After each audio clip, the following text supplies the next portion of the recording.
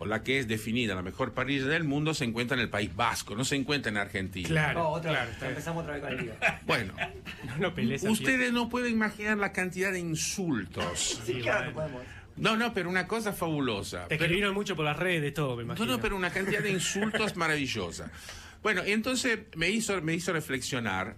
Perdón, agrego otra cosa más. Y dije, como corolario, que los mejores asadores que yo he conocido en mi vida No salimos de acá. A ver. son los argentinos. ¡Bravo! ¡Todavía! ¡Vamos, ¡Argentina! ¡Argentina! Pietro, te amamos. ¿Pero por qué? ¿Por Amici. qué? Siempre hay que explicar. ¿no? Obvio. ¿Por qué? No conocía a nadie que tuviera la sensibilidad, el conocimiento, el manejo de la brasa, la capacidad de cocinar las carnes en su punto perfecto y sobre todo la velocidad. Porque si bien es cierto que bueno, que para hacer un asado, un costillar, etcétera, se necesita tiempo, ¿no? Porque hay que mimarlo, hay que cuidarlo, hay que acariciarlo, etcétera, etcétera, etcétera. Pero también existe la cocción rápida, o sea, claro, un asado banderita, un vacío fino, bueno, un entrecote, etcétera. Entonces, eso los parrilleros argentinos lo manejan de una manera extraordinaria. Encienden el fuego bien, no sé, en 10 minutos todo está hecho. Después, obviamente, en la crítica, no, porque vos no entendés nada.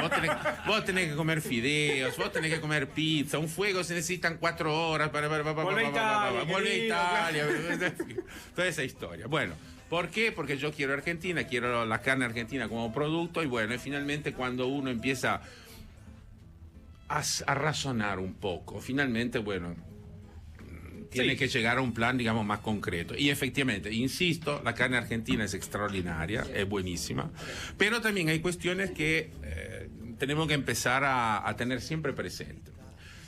Porque parece que el continente sudamericano nació con la carne vacuna, pero no es así. La carne vacuna llegó en el año 1000... Ni me acuerdo. Y bueno, Me me acuerdo. En 1493, Colón desembarca en Santo Domingo. Sí. Bueno, y ahí llegan las primeras vaquitas. Claro. Poquitas, obviamente, porque las carabelas... no eran tan grandes. No, porque las carabelas eran chiquititas. Y a partir de ese momento empieza una llegada lenta, paulatina, de ganado vacuno. Sí. Razas distintas, todas españolas, andaluzas.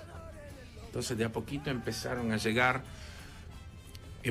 una genética española. Claro. Esos animales de a poquito, porque fue un proceso que duró aproximadamente 30 años, 40 años, 50 años, no es que llegaron todos de golpe.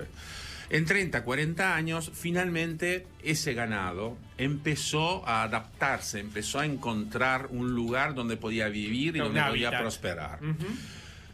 Y tenemos que pensar que en ese momento no había estancias, no había ganaderos, no había nada. O sea, los animales se empezaron a juntar, se empezaron a reproducir y estaban libres. Sí.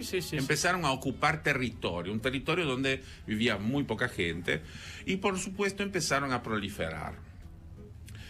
Y en poco tiempo, ¿qué sucedió? ¿Qué pasó? Que se empezaron a cruzar esas razas españolas que llegaron acá y finalmente, porque la naturaleza es absolutamente sabia, se empezó a generar una tipología de ganado que se adaptó a este territorio. Claro.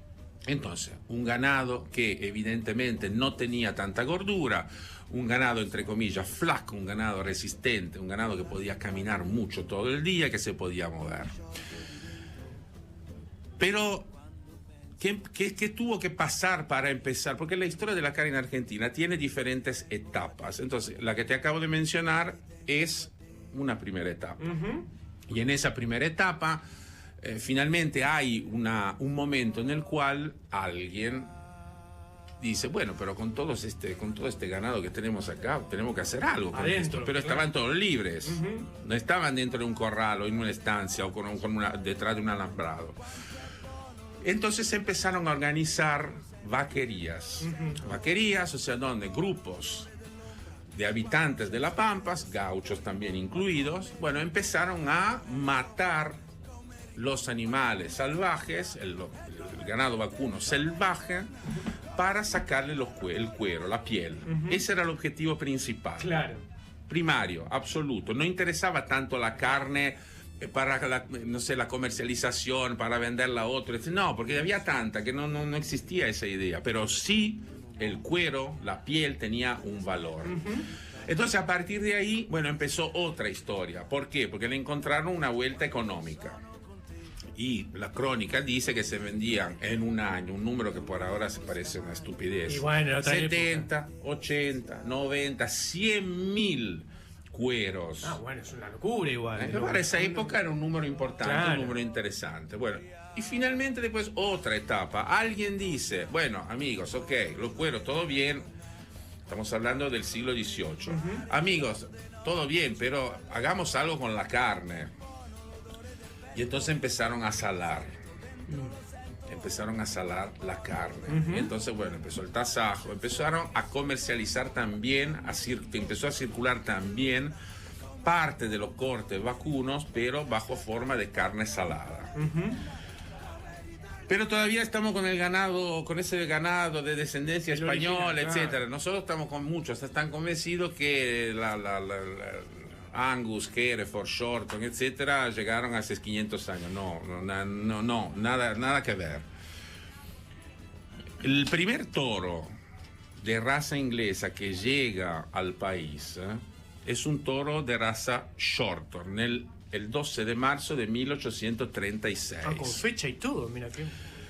Un escocés que se llamaba John Miller, ¿qué hace? Bueno, importa el primer toro, Tarquino se llamaba.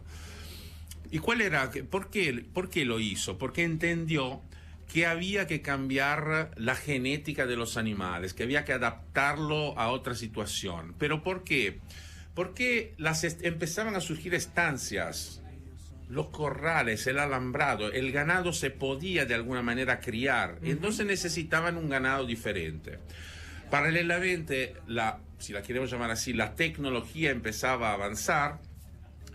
Se pasó de la carne salada, después de a poquito empezaron los primeros esbozos del frío, ¿no? De la conservación en frío. Entonces había la necesidad de criar animales que tuvieran mejor genética, mejor contextura, para que esa carne fuera mejor de la del ganado, que es llamado así criollo. Se necesitaban animales con más grasa, con más músculo.